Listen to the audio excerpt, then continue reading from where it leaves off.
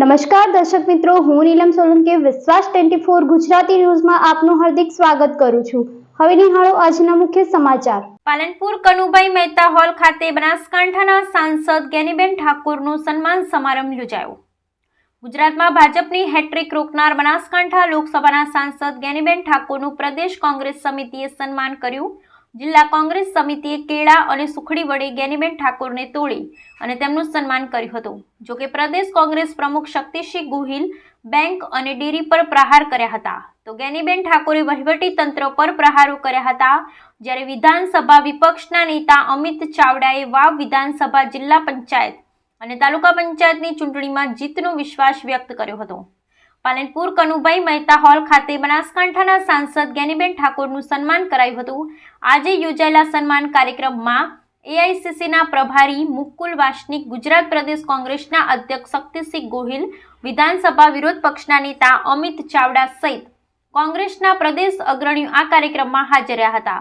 જ્ઞાનીબેન ઠાકોરનું જિલ્લા કોંગ્રેસ સમિતિએ કેળા અને સુખડી વડે તોડી અને તેમનું સન્માન કર્યું હતું। જો કે પ્રદેશ પ્રમુખ શક્તિસિંહ ગોહિલે બનાસ બેંક અને બનાસ ડેરીને આડે હાથે લીધી હતી। તેમણે કટાક્ષ કર્યો હતો અને કહ્યું કે બનાસ ડેરીના ચેરમેન શંકર ચૌધરીને જાહેરમાં કહું છું કે જો બનાસ ડેરીના આ સ્થાપક ગલબા કાકાને સાચી શ્રદ્ધાંજલિ આપવા માંગતા હોય તો લોકસભા ચૂંટણી લડેલા અને ગલબા કાકાના પૌત્રી રેખાબેન ચૌધરીને બનાસ ડેરીના ચેરમેન બનાવે। સાથે સાથે સાંસદ જ્ઞાનીબેન ઠાકોરે પણ તેમના સન્માન બદલ પ્રદેશ કોંગ્રેસ સમિતિ અને જિલ્લા કોંગ્રેસ સમિતિનો આભાર માન્યો હતો। તો જ્ઞાનીબેન ઠાકોરે કહ્યું કે ચૂંટણીમાં વહીવટી તંત્ર એક તરફ હતું અને કોંગ્રેસ એક તરફ હતી, પરંતુ લડી અને જીત્યા એ મોટી વાત છે। જો કે પ્રદેશ કોંગ્રેસ સમિતિ જે જ્ઞાનીબેનનું સન્માન કર્યું છે તે જોતા લાગી રહ્યું છે કે ગુજરાતની કોંગ્રેસની સત્તાની લગામ જ્ઞાનીબેનના હાથમાં આવે તેવું નિવેદન જ્ઞાનીબેન ઠાકોરે હાસ્યમાં કર્યું હતું।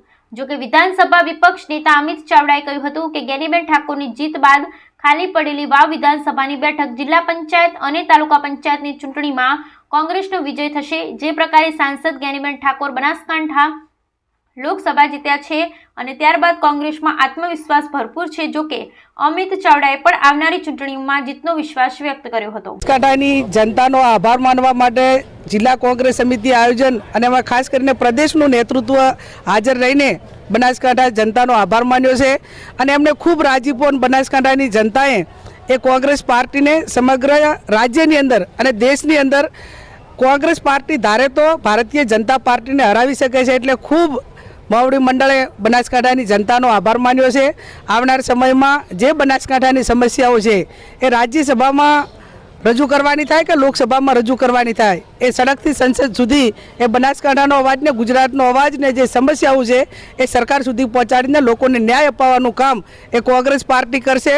સાથે સાથે જિલ્લા કોંગ્રેસ સમિતિના આગેવાનોએ તલવારથી સન્માન કર્યું છે। આ તલવાર કોઈની હિંસા માટે નહીં, પણ ક્યાંક અન્યાય સામે લડવાનું હોય, બેન દીકરી નહીં રક્ષા માટે લડવાનું હોય, ગરીબો માટે લડવાનું હોય, તો બંધારણીય પ્રમાણે વહીવટી રીતે લડી અને લોકોને કઈ રીતે ન્યાય મળે એ પ્રમાણેનું કામ આવનાર સમયની અંદર હું અને કોંગ્રેસ ટીમ સાથે મળીને કરશે। બેન, પ્રદેશનું સન્માન ક્યાંક ને ક્યાંક રાજ્યની લગામ તરફ લઈ જઈ રહ્યું છે।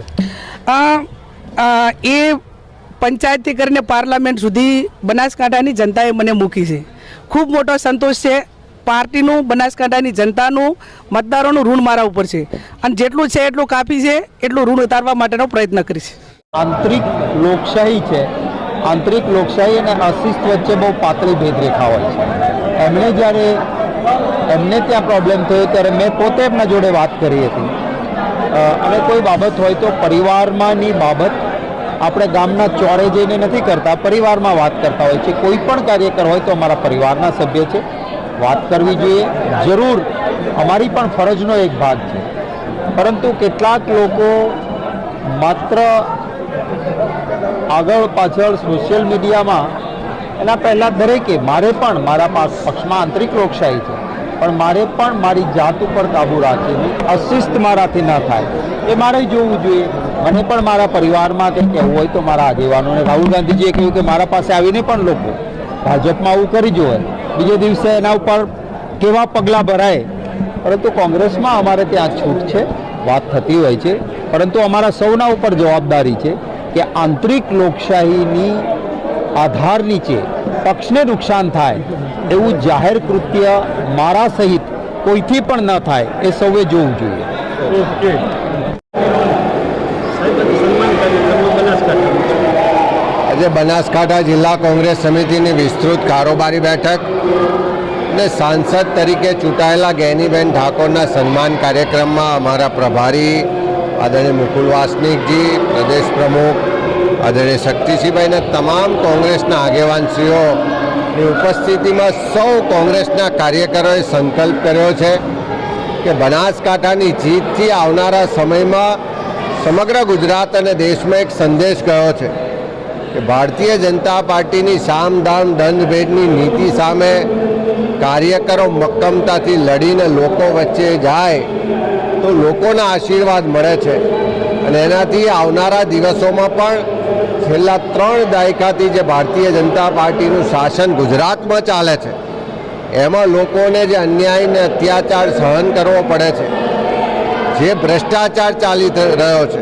જે યુવાનો બેરોજગારીથી વ્યથિત છે, પીડિત છે, ખેડૂતોના પ્રશ્નો છે, નાના વેપારીઓના પ્રશ્નો છે, પ્રજા મોંઘવારીનો માર સહન કરી રહી છે, આ તમામ પ્રશ્નો સાથે આવનારા દિવસોમાં લડવાની શરૂઆત થશે અને બનાસકાંઠા જિલ્લાથી શરૂઆત થશે.